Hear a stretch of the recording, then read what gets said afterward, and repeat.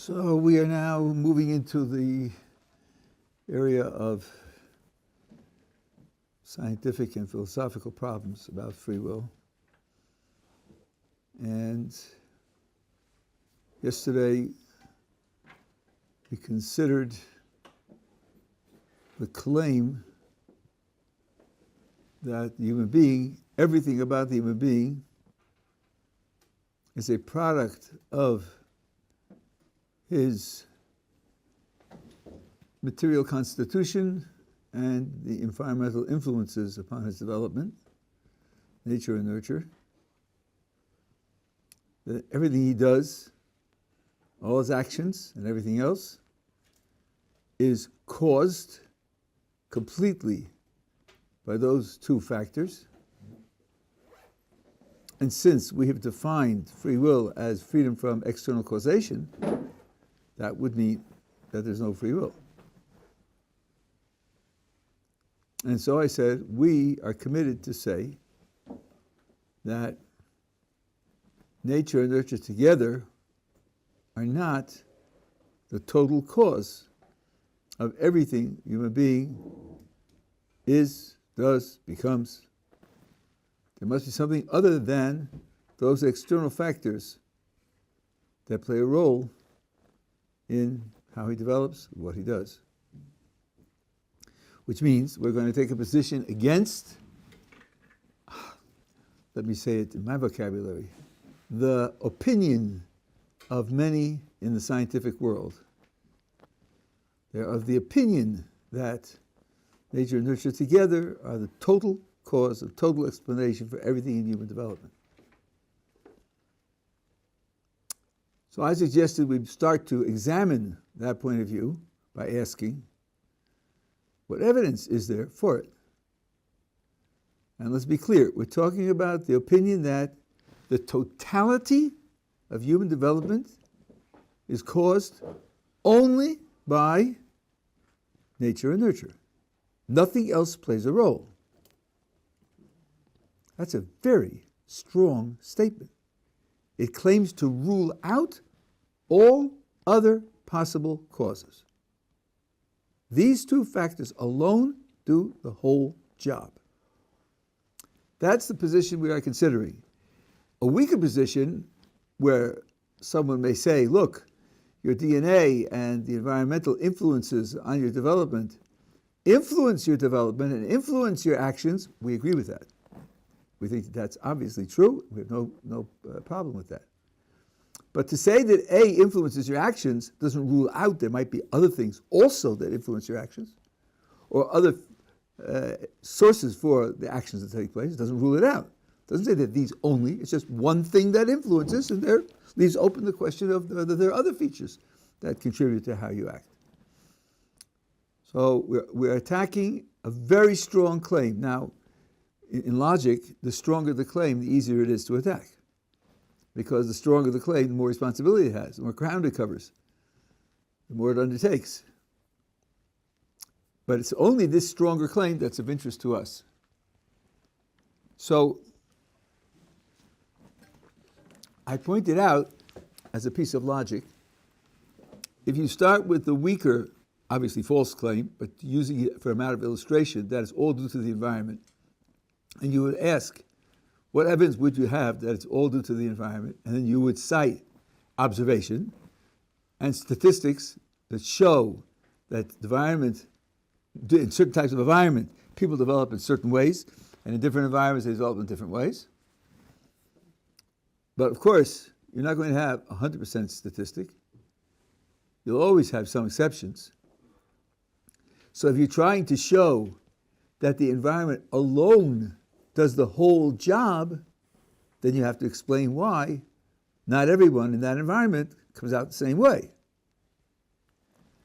And if the answer to that question is, well, there must be something in the microenvironment of the exceptions which accounts for the fact that they come out, they develop differently, because after all, it's only the environment that does the job, then we have to ask, are you demonstrating by actually showing me the elements in the microenvironments of the exceptions and showing me that what is responsible for their developing in a different way? Is that the claim that you're making? That you've investigated all the exceptions, all the ones that develop differently, and you have discovered what's in the microenvironment? Or are you simply claiming that there must be a difference in the microenvironment? The difference between those two is gigantic. If you actually did the research, if you actually found the elements in the microenvironment which are different, and you could show that those microelements actually caused the difference in the outcome, then you would have very strong evidence that the environment and only the environment is producing the outcome. That's what a scientist should do.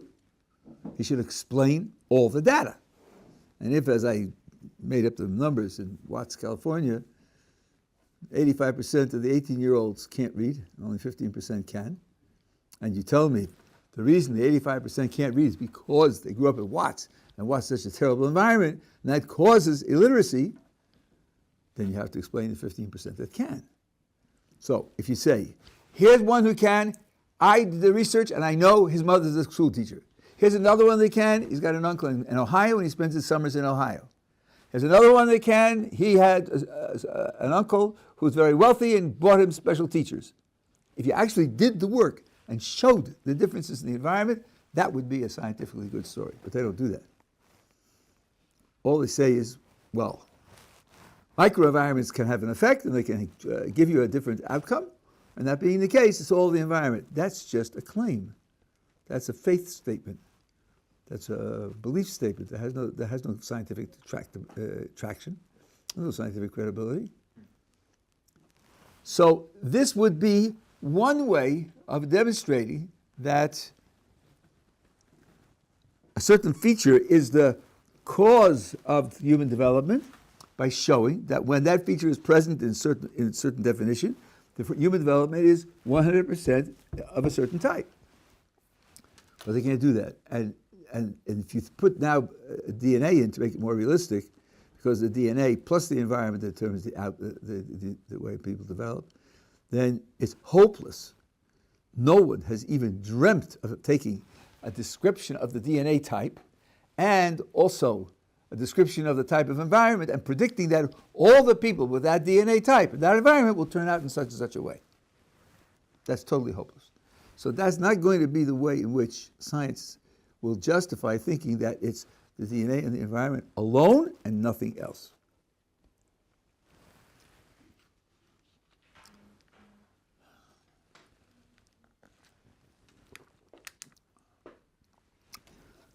I want to point out another obstacle here. It's not an absolute obstacle, but it's a very serious obstacle. I don't know if you've heard of chaos theory. Terrible, terrible title. A completely misleading title. Chaos systems are absolutely deterministic. They're absolutely mechanical, completely caused. Why do you call them chaos then? Good question. The problem with the chaos system is that it's impossible to predict what it will do. But it's impossible to predict what it will do, not because there's some gremlin hiding somewhere that you don't see and can't take account of. It's a completely mechanical system, but it's very delicate and very sensitive. Let me give you an example of what we would call a linear system and a chaos system, and I'll show you the difference. You're pushing a child in a swing. The harder you push, the higher he goes. And it's proportional. If you push him a little harder, you go a little higher. If you push him a lot harder, go a lot higher. That's what's called a linear relation, where the difference in the input is reflected by the difference in the output. In particular, the size of difference, the bigger the difference in the inputs, the bigger the difference in the outputs. Now, contrast that with a billiards table, billiards or pool, or if you're unfortunate enough to come from England, it's snooker. Now, imagine a billiards table, okay? There are balls in various places, and as is customary, with the stick you hit the white ball, and it hits other balls and they bounce around, and then the configuration of balls on the table is changed thereby. And imagine, a person hits the white ball at a certain angle, and it bounces off the edge and hits another ball, and that ball hits two other balls, and 5 balls change their positions, and the configuration is very different from what it was before. Okay. Now imagine that the white ball bounced off the edge right next to a hole. On the billiards table, there are holes where the ball sinks in, right? So now, in the alternative case, the white ball's in the same place, all the other balls in the same place. The guy with the stick moves the stick half an inch. He moves the back of the stick half an inch. A very, very tiny change in the input. He hits the white ball, and it goes into the hole, and nothing moves. Nothing else moves at all. From a minuscule change in the input, you get a gigantic change in the output. That's a nonlinear system. A chaos system takes tiny changes in the input and magnifies them. This is a very dramatic example because it magnifies it from something to nothing. The fellow Lorenz at MIT who discovered this, they used to say, he was working with the weather, and say if you kill a butterfly in Tokyo, 6 months later there could be a hurricane in the northeast of the United States. Because in a chaos system, small changes in the input are magnified by the system into big changes in the output. Okay, now imagine that you have a system and you're trying to predict what it will do. So, and you have a computer that can run a simulation. You can actually do it with a billiards table. You just put the billiards table there, you put the positions of the balls, the size, the mass, put in all the data. Okay? He's going to hit the ball with the stick on the billiards table, and you're going to run a simulation on the computer.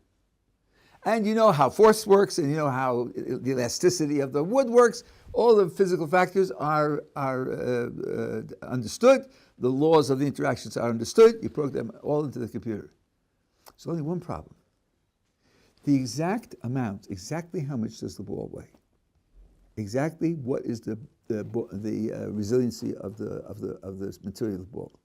Exactly how flexible is the stick? All those are numbers.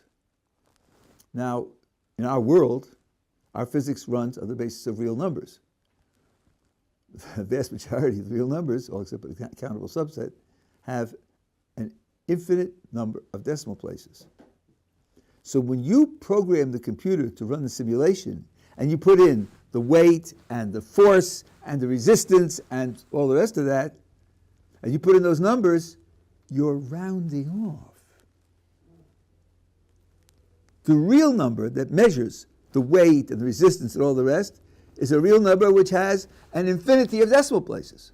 And you can't put in an infinity of decimal places into your poor computer. So you're rounding off. So in the real world, all these features are based on these infinitely big numbers. And in your computer simulation, you have a finite approximation of those numbers. Well, they're not exactly the same.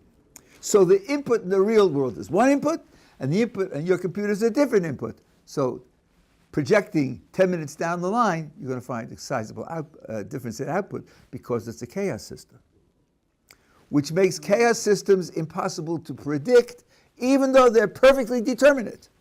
They're perfectly mechanical. They're fully caused, but they can't be predicted. So, if you look at a system and you say, what kind of system is this? What kind of equations would I use to describe it, linear or nonlinear? If it's nonlinear, if the equations you would use to describe it are nonlinear, then you expect that you can't predict it. If you expect you can't predict it, then you have to worry that maybe there's something hidden there. When you can't predict, it might be a chaos system, and it might be a gremlin. You can't predict. Your inability to predict doesn't allow you to distinguish between it being a fully determinate chaos system that can't be predicted, or a system with a gremlin that you haven't found, which can't be predicted. So arguing that it's really fully mechanical, really fully mechanically caused, is going to be difficult. I don't say it's impossible, but it's going to be very difficult. And since the way the brain works, I'm told by people who know these things, were it to be governed by equations would certainly be nonlinear, then it's going to be difficult because you're not going to ever be able to predict what the brain does. You'll never be able to predict what the brain does. So your argument that it's fully mechanical will have to be quite sophisticated. So that's something else that has to be taken into account. Are we together so far? Yeah. So we're saying, and this is the argument for whether is this going back to whether if you could prove that all the exceptions in an environment, or is this connected to that? If you could prove that all the exceptions in an environment, had reasons, then you would want to claim that it's therefore a mechanical system? Is that what we're... No, what you're saying is true, but that wasn't the point. The point was that we know what the mechanism is. Not just some mechanical system or other, some determined system or other. At that point in the discussion, it was the environment that's doing it. So therefore we know what is actually doing it. Not that something or other is making it mechanical. This is supposed to, and of course, if you can't identify what the mechanical cause is, it will be difficult to say that it has a mechanical cause. Might not be possible, but it'll be difficult. So that's when we, at the very beginning stage of the argument, when we clearly made a wrong hypothesis, that it was the environment that does everything. Everybody knows the environment doesn't do everything. That's why I said a mouse sent to Harvard will not learn Shakespeare. Right? It's all in the environment of Shakespeare, but he's not going to learn it because he hasn't got the right genes. So genes definitely count. But I use the idea of environment just to illustrate how the idea works. What you want is good reason to think that these causes are the whole story, that these influences, these factors, and nothing else is operating. Now, how would you rule out any other thing that's operating the same system? Well, one way would be able to say, I take these two into account, and I can predict everything it does. That's reason to think there isn't anything else operating, because if we're operating, then you wouldn't be able to predict on the basis of these two. The chaos system. Sorry? Because then it would be a chaos system. So, my first point was that nobody's thinking of doing it yet. Nobody's pretending to do it. My second point is the quest for such an explanation will have to face the chaos problem. Again, I'm not saying it's impossible to face, but it's very sophisticated and not easy at all. Yeah. So, since the goal is prediction,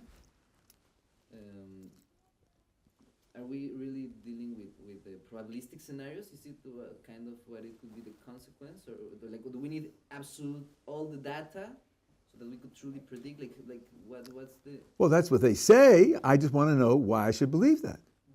They say if you knew, this is putting it in terms of knowledge, rather than in terms of metaphysics, in terms of the reality, but it does come out. This is what Laplace said on the basis of Newton. Now, if we knew the position and momentum of every particle in the universe, we could predict and retrodict every other event in the whole history of the universe. So here too it would be, if I knew all the environmental factors, I knew all about the DNA, then I would be able to predict everything that happens to this person. Every decision he makes, every feeling he has, every thought he has, right? His politics, his taste in ice cream, everything would be predictable. So I just want to know why I should believe that. Yeah. Two things quick. So the first one is that I don't think this makes the problem more complicated, but I don't know how exactly. Recent neuroscience thinks that genes actually adapt to the environment sometimes. So if a different environment is present, the gene will switch off and behave a different way. So that means even if you understood the genes in full, impossible is the thing. Okay, so I'm sorry, so but your vocabulary is not correct. Your vocabulary is not correct. Okay. Although what you said at the beginning is true, but the second half is not the first half. For a gene to adapt would mean that the gene changes. You're talking about switching on and off aspects of the DNA. That's not the DNA changing, that's just being rendered impotent, rendered non-functional, masking. That's been known, that's what's called epigenetics, and that's been known for 20 years or more, and that's something which is accepted, but that's not the gene adapting. There was this Weismann's law that there's a one-way flow of information from the DNA outwards. There's no feedback to the DNA. That also seems to be wrong, but not because of masking. That seems to be wrong for other reasons. There are some evidence that the DNA actually changes, not just gets masked. So those are two different things. But that would just mean that there's more complexity in the physical system. It won't help or hurt, obviously, the question of whether you'll ever be able to predict what the outcome will be on the basis of the genes that you have, including the genes in the epigenetic features of the cell, not just in the DNA. It won't play a role in the argumentation, as far as I can tell. And then the other thing is that wouldn't it be easier to actually prove the gremlin exists with the chaos system? So you would round off not to the infinite decimal, but let's say 4 or 5 decimals in, whatever is a lot, but not going to infinity. And then maybe if you found like 2 minutes in a huge jump in the outcome, that seems unreasonable given the amount you shaved off, then it would actually be easier to prove that the gremlin exists as opposed to the opposite. Or the opposite. This is one of the techniques that people have suggested. For example, the weather is supposed to be a chaos system, so it's a nonlinear system. Some areas of the world can be predicted quite well. Now, long term, well, how long is long term? Once upon a time, you couldn't predict tomorrow. In this country, you can predict a week quite well. 2 weeks is not bad. Why is that? Well, it's a secret. They discovered that our weather is Turkey's weather 36 hours later. And there's a linkage between our weather and Turkey's weather. It just sort of flows in our direction, right? Oh, that makes it a pie. Read there, predictions, and okay, that's a local thing. But now, if it's a chaos system, it could be, doesn't have to be, it could be though, that the more information, the closer you get to good predictions. You'll never get there entirely, but the closer you'll get to good predictions. But that's only if the nonlinear elements are gradual elements. The example of the pool table shows you it doesn't have to be that way. It could be instantaneous and a big discontinuity, from motion to no motion, on the basis of half an inch. So chaos systems have those features also. They have tipping points. They have points. But it's like the straw that broke the camel's back. The last straw is only a straw. But look what happened.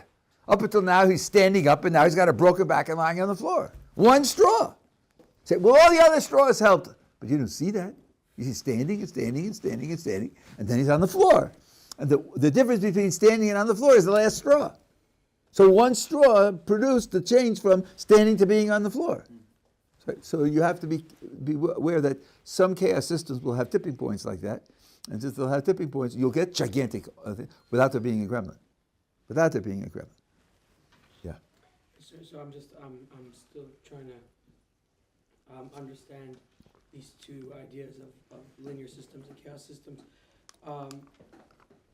Wouldn't a linear system also contain variables that would have to be numbers? In the example of the person pushing a kid on the Sure, but here the difference between the two inputs produces the difference between the outputs in a directly comparable way. If you double the distance between the inputs, you're going to get double the distance between the outputs.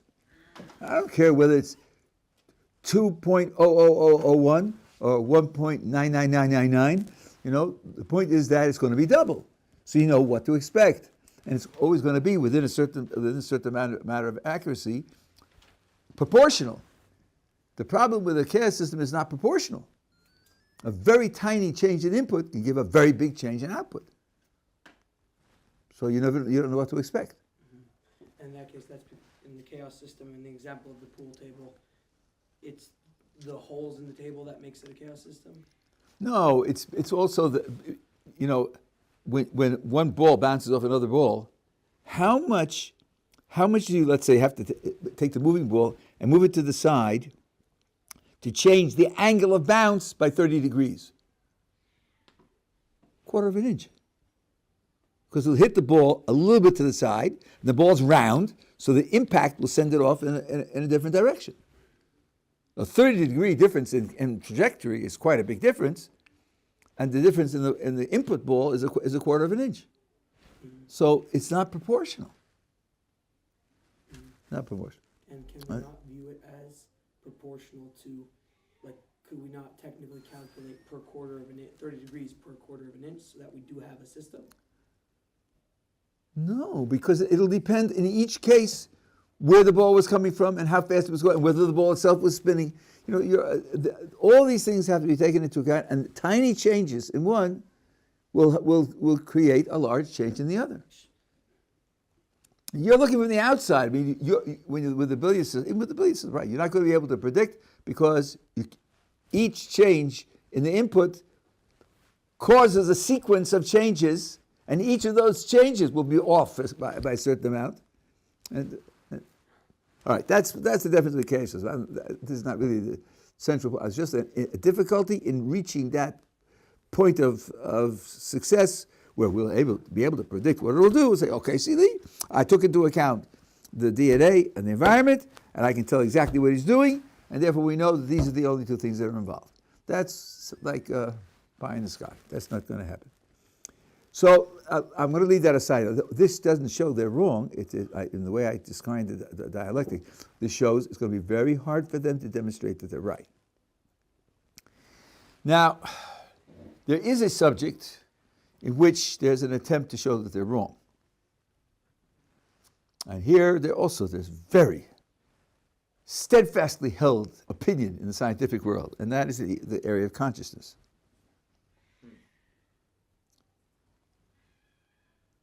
The question is whether consciousness is something that goes on in the brain, like digestion goes on in the stomach.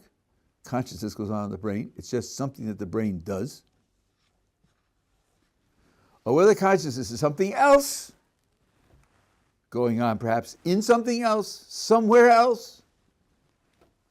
And there's a relationship between consciousness on the one hand and what goes on in the brain, but it's not what's going on in the brain.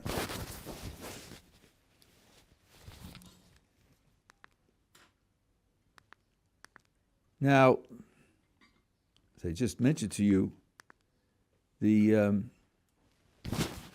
scientific community, much of it, is thoroughly convinced that consciousness goes on in the brain. So like we did with the previous example, we have to ask, why are they convinced? And whether the reasons they have for being convinced are sufficient to justify their conviction. The reason they give is that they have traced correlations between what happens in the brain and what's going on in consciousness. They've traced correlations. When a person feels a toothache, then these and these neurons in the brain are firing. When a person is thinking about Germany, those and those neurons are firing. When a person is depressed, those and those neurons are firing. Faster, slower. They have a correlation between what's going on in consciousness and what's going on in the brain. Of course, they make the correlation by asking the person what he's feeling. Otherwise, they wouldn't be able to pair it up because they have no access to what he's feeling other than his telling them so. Some people think that's a gigantic problem. I'm not going to go into that in detail. I'm just pointing it out. That's their access to what's going on in the conscious side of the equation. Now, I'm going to pretend that this claim that they have a correlation is correct. It isn't correct. It isn't correct. To be very, very generous, it's saying I've got 2% of the picture and claiming to have 100% of the picture. That's very generous. It's not even clear that they have 2%. Indeed, I told you yesterday, this you can look it up, the Chalmers-Koch bet, which they made 25 years ago, on the 23rd of June, that in 25 years we'll understand how the brain produces consciousness. Koch, who's a neurophysicist, said, we will understand it, and Chalmers said, we will not understand it. Well, Chalmers won the bet. Everybody agrees. He got himself a case of Portuguese wine because that was the stakes for the bet. Right? There are two running theories as to how the brain produces consciousness, and neither of them fit the data. So they're both wrong. By the way, the same thing's true with memory. I remember in the 60s, 2 theories of how the brain stores memory, and about 8 years ago, they reported the data that the 2 theories are still there, and both theories are in competition with one another, and neither theory is adequate. Presumably, memory is much easier than consciousness. That hasn't been solved either. So when they tell you that we have a correlation between the two, it's a gigantic exaggeration, or it's just wholly a whole fantasy. But let's suppose they did. My field is logic, so I'm interested in drawing conclusions. Let's suppose they did. Now here's the key obstacle, and we have to stay on this until it becomes clear. If my evidence is that A and B are correlated, when you have a certain feature of A, you have a certain feature of B, and vice versa. When you have a certain feature of B, you have a certain feature of A. Should I, on that basis, conclude that A and B are identical? They are the same thing? Why should I go from A and B are correlated to saying they're the same thing? Isn't that a jump? Isn't that an additional conclusion? Isn't that taking you beyond what the data say? John Searle's example is lightning and thunder are correlated. When lightning occurs, thunder is produced. Does that mean lightning and thunder are the same thing? They certainly aren't. Lightning is a discharge of electrons, and thunder is sound waves in the air. They're certainly not the same thing. It's just when you have one, you have the other one. Or for example, if I remember correctly, only mammals give birth to live young, and only mammals have bodily hair. So bodily hair and giving birth to live young are correlated.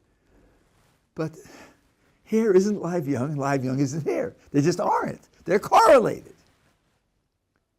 If all your evidence is observed correlations, you have to give me more argumentation to tell me that in this case, it's not just a correlation, but because we see that they happen in tandem with one another, in this case, they have to be identical. Some gap in logic has to be filled in order to take that step. Now, in science, and in philosophy of science, such conclusions are drawn. We do have such conclusions. And there are ways to fill the gap. And they've been studied. So the question now becomes, in this case of consciousness in the brain, can we use one of those accepted methods for closing the gap to close the gap here? And to say that the correlation, in this case, really amounts to an identity. So the next stage of argumentation is to say, let's look at science, let's see how it's done in science, and let's see if we can import from science that technique to fill the gap over here. Here I'm following Thomas Nagel and David Chalmers and others who take this line. What's his name? I can't think of his name. A few others who work this line in great detail. So what we're going to do now is look at cases where science has discovered identities. Not just correlations, but identities. Science tells you X is Y, and we receive that, and we give it credibility, and ask, how did they do it? And see whether we could apply it here. For example, water is H2O. It is H2O. That's what it is. Or sound is systematic motion of particles of air, waves of motion in the air particles. Or heat is random molecular motion. That's what heat is. It doesn't correlate with heat. It doesn't just correlate with heat. That's what it is. That's what they say, and it's accepted, and I don't know anybody who's interested in challenging it. So sometimes science does succeed in discovering identities. The question is, how do they do it, and can it be imported here? So we have to look at these cases, and we have to analyze them, to see how it's done. Today, we'll start with sound. And then tomorrow, Ms. Hashem, we'll work on water. Here's the way it's done. 200 years ago, before this scientific analysis of sound was done, what did we know about sound? How was sound identified? How was sound defined? What did the word sound mean? Those are slightly different questions, but they're all in the area that I wanted. What concept of sound did we have? Well, we knew a lot about what produces sound, lots and lots. Talking and banging on drums and scraping your feet and opening the garage door and fire, you light a fire, you create crackling sounds. We know a lot about what causes sounds. We also know some of the things that sounds do. First of all, you have auditory experiences that are caused by sound. The sound somehow affects you and gives you an auditory experience. Sometimes you can feel vibration when the sound is operating. You have the double bass playing, and you feel vibration in your feet. So we know a lot about what causes sound.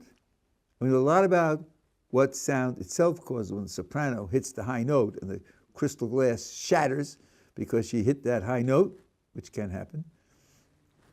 So we know that sounds can break things. We also know that sound behaves. It behaves similarly to the way you would expect a physical object to behave. For example, you can build a soundproof room where outside the room you can't hear anything that's going on in the room. You just seal it tight. You seal it so there's no air connection. You seal it with things that don't vibrate, like jelly or something. And then you've locked up the sound in the room. You've locked it up, and it can't get out. Sounds bounce. That's what we call an echo. The sound is made here, there's a wall over there, and it's heard over there, because it bounces off the wall. So the sound certainly looks like something physical. It's behaving. When you make a sound, let's say outside, the further away you are, the softer the sound is heard, because its strength weakens with distance. All these features are features of normal physical things. Right? The only question is, what is it? I mean, what is the physical thing that's the sound? He stands over there and he bangs on a drum, and I hear it over here. I hear it. His banging on the drum makes me hear it. That's true. So there's something called the sound that gets to my ear, but where is it? I don't see anything flashing by, slamming into my ear. I don't feel anything go by. He bangs it over there, and he hears it over there. I don't feel a breeze as it goes by, So I have no clue what it is. Now I'm going to give it a term for this. The term's used in the literature. What we have here is a functional definition of sound. Our whole concept of sound is the thing that does these things. The concept of sound is the thing that does these things. Now, when you hear those words, you think about them. What is sound? It's the cause of all these phenomena. Those words tell you what we know about sound is what it does. But we don't know what it is. And indeed, they didn't know what it is. The discovery that sound is systematic motion of air particles, waves of motion of air particles, was a gigantic discovery. No one anticipated it. No one thought of it. For thousands of years, we've known how sound operates, and no one had a clue what it might be. So the reason why we say here we've discovered what sound is because the concept of sound leads to that. The way Chalmers put it, Nagel put it is, there are certain concepts that have a hole in the middle. The concept of the thing has a hole in the middle that's waiting to be filled. The concept of sound is, it's a something or other that does all these things. which means when you explain what you mean by sound 200 years ago, your words say there's an ignorance here. It's a something or other, which I identify by its operation. Like the aurora borealis. In the northern hemisphere, in the far north, in the wintertime, they have all these lights in the sky. It's amazing. Who's lighting it up? I know, the Russians are lighting it up to test the defenses of the Americans, whether they can track it or not. You know, how's that happening? So there's something that's the cause of it. So there are certain things whose whole concept is a functional concept, which means at the very outset, when I think of what do I know about this thing, all I know is it's the thing that does A, B, C, D, and E. Okay, now suppose somebody, through research, discovers that Q actually does A, B, C, D, and E. Then it's a fair conclusion that Q is that thing. Because all I knew about the thing was that it did A through E. That's all I know about it. And I myself say the thing is whatever does A through E. That's the thing that I'm talking about. And then science discovers for me that Q does A, does B, does C, does E, D, and E. So then I say, okay, so science has discovered what it is. Because the concept of the thing to start with has a hole in the center, it's the thing that does, and I don't know what it is, so the science can fill it in and discover what the thing that does it is. Now, I don't say that this is infallible and it couldn't be corrected and so on and so on, but it's a good reason. It's a good reason to conclude that airwaves are sound because we think we have shown that airwaves do all the things that sound does. That kind of inference is a reasonable inference. Are we together so far? Well, then, when we get to it, we would have to check whether there is a functional definition of consciousness. Could I say that consciousness is whatever does PQRST and give the features of consciousness, what consciousness does, what causes consciousness, what the effects of consciousness are, how consciousness operates with respect to the rest of the world, and say, well, consciousness is whatever does that. And then I could embark on such an investigation. What is it that does all the things that we know consciousness by? And if science could show us that things in the brain do all of the things that we know consciousness by, they would be able to draw the conclusion that that consciousness is experience, because that brain events are consciousness, because they'd be filling in the empty hole in consciousness, just like we filled in the empty hole in sound. Indeed, this is one of Nagel's complaints, as we're going to see in detail, that consciousness doesn't have a hole like that. It doesn't have a hole like that. And that's why he said that in order to use this technique, you'd have to have a conceptual revolution. You have to replace our present concept of consciousness with a different one that has a hole in the center, and then plug the hole with the brain. And conceptual revolutions aren't easy, and they can't be predicted, and you can't count on them. That was the way he summed up the dialectic 20 years ago. But this is where we're headed now. And what I'm going to tell you tomorrow is that this pattern of sound isn't the only pattern.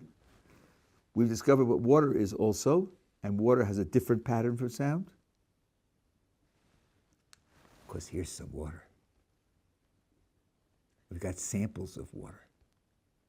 Water isn't just whatever it does, A, B, C, D, and E. I got some water in the cup. And that means you have to have a different type of argument that water is H2O. It can't just be filling in something that does all the functions, because for water I have more than functions. So that'll be a second pattern of discovering what something is. And then once we understand the two patterns, we'll have to then ask whether either of them applies to consciousness. Yeah. What if you showed that yes, air or moving air does do A, B, C, D, and E, but you found there was another substance later on that could also do A, B, C, D, or sometimes do C, D, E, then how would you be able to pry those two apart? That's a very good question. That's a very good question. And that's why I said, we have a recording here. I said about 8 minutes ago that this process is not infallible. I said it gives you good reason to draw the conclusion. And that's a lot of progress, because one's inclined to think, it's just hopeless. No, it's not hopeless. Here's a way to do it. Yes, it could be attacked, and I'm going to talk about something like that when we get to water. I'll talk about things like that. That's a very good observation. Yeah. And I don't know if we discussed this piece yet, but if we have, I missed it. How would identifying consciousness help us with free will? How it links up? Well, I'm going to argue that this process cannot be completed. It's Nagel and Chalmers and a lot of other people, Frank Jackson and other people. The first Frank Jackson, not the second Frank Jackson. And if it can't be done, and we have good reason to think that it can't be done, then we have good reason to think that the brain isn't the whole story. Rabbi, what do you mean by it? The borrowing the structure of science where you identify what a thing is, where you conclude that sound is waves of motion of air particles, that analysis which leads you to that conclusion can it be borrowed and applied to the relationship between consciousness and the brain. Or the slightly different process that we're going to describe for water, we decide that water is H2O. Could that be borrowed and used to explain the relationship between consciousness and the brain? If we have good reason to think that that can't be done, then we have good reason to think that we're not going to have good reason to think that consciousness is in the brain. In which case, we'll have to face the idea that consciousness isn't in the brain. If consciousness isn't in the brain, then the whole materialist story, that it's all physical, and it's all physical causation, and everything works like a physical machine, is in trouble, because here's a big feature of life, a big feature of where free will is. Free will decisions are part of your conscious life, and it just isn't physical. It isn't physical. Yeah. We talked in the example of the drunk driver, where a person makes the free will decision, and then it becomes impaired, where he loses either a lot of the free will or loses free will entirely. Is there a point of, he loses 95% of his free will, and so in all intents and purposes the free will is gone? And so could they try to make a case where, as you said, nature and nurture are not total causation, they could try to move the needle enough to a place where they could say most of the free will is gone? Well, first of all, I think the description of most could be made precise. What range of decisions do you have free will over? If he's driving the car and smashes into a tree, and he was blind drunk, as they say, then he certainly didn't have free will over whether to smash in the tree or go down a different route. He couldn't see the routes. He couldn't make a decision about that. Typically, we're in a situation where we can make some decisions, we can't make other decisions. And you can cripple yourself in such a way that most decisions you can't make, but maybe one you can. I was once drunk. I think in my whole life I was once drunk, before I was religious, in college. And I remember thinking that if the fire alarm would go off, I would simply get up and walk out of the building. Because being drunk gives you permission not to take control. Not that I don't have control, but it gives you permission not to take control. And I felt quite confident that if I had to do that, I'd snap out of it and go. So the question then is, you put whether you lose. But these are descriptions and decisions we make all the time. This is not a hidden philosophical investigation, because we judge people's responsibility for what they do all the time. If A yells at B, and you find out that 30 seconds before, someone snuck up behind A and frightened him, and he's now breathing heavily from the fright, you say, oh, okay. So he yelled at B. Okay, but look where he is. Look what happened to him. And we make decisions like this all the time. So they're not going to discover that we really only have 2% of our free will, because we know that that's not true. We're not under those conditions all the time. That would be something which would be beyond philosophy to discover. To pretend to discover would prove the philosophy was wrong. Anyway, okay, so we've started it. We'll pick it up again tomorrow.